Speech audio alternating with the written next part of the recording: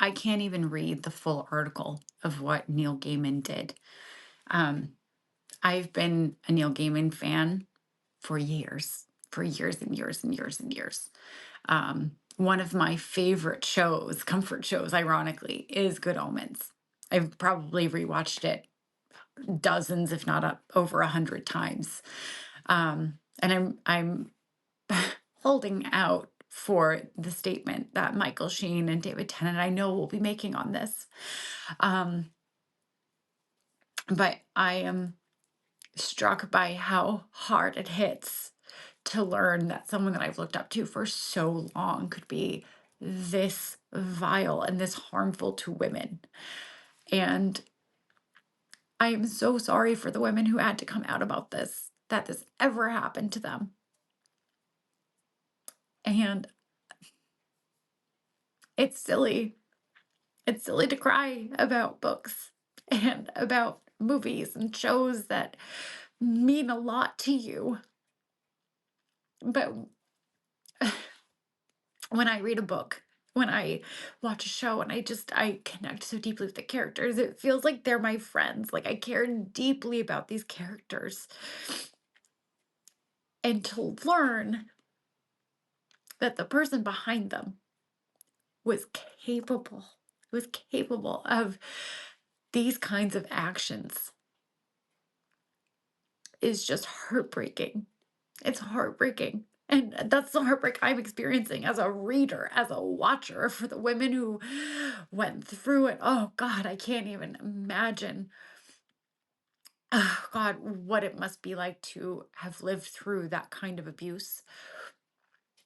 Um, and again, I couldn't even read the full article. I don't even know all the things, but I read enough. I read absolutely enough. There has to be a word for the grief that one experiences when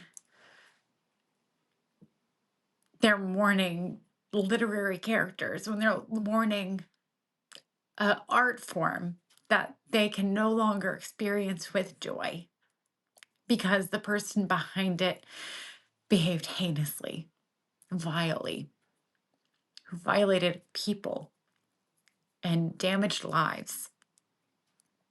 I don't have a word for it. If you have a vocabulary word for me, I would love to hear it.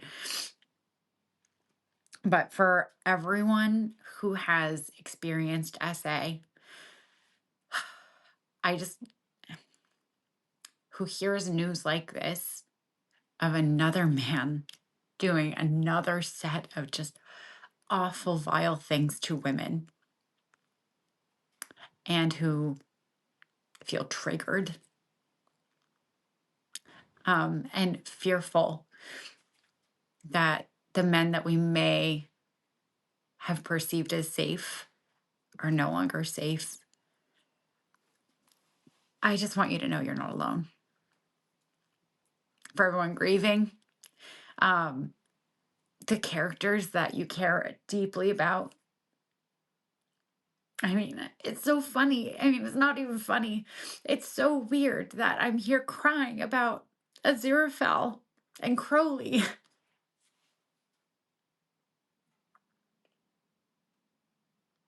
But how do you separate them from the person who created them, who's done these terrible things?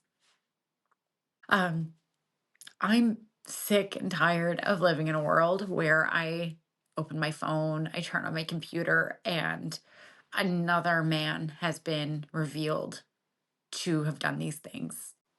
And I hate that the victims have to be the ones who come out. I hate that they have to put themselves in harm's way. Because let's be real, coming out and speaking out against someone like this does put you in harm's way, but it opens you up to all kinds of criticism. It's violating in a whole new way. And one of the things that struck me this past year was the case with Giselle Pilico and how she spoke about how shame needs to change sides. And yes, 100%, but we're not there yet. And so victims still need to put themselves through hell in order to get people like this behind bars. Um, and it's just not fair. We should not live in a world like this. And I know we're in a time where we have direct access to each other and we can see this in real time. We can learn about it. And the fact that we're just learning about it means that it's been going on the whole time. It's not that it didn't happen before, it's that no one talked about it and people didn't have the means to share about it. And I'm over it. I am so sick of living in a world where this hits me over the head every 5 minutes.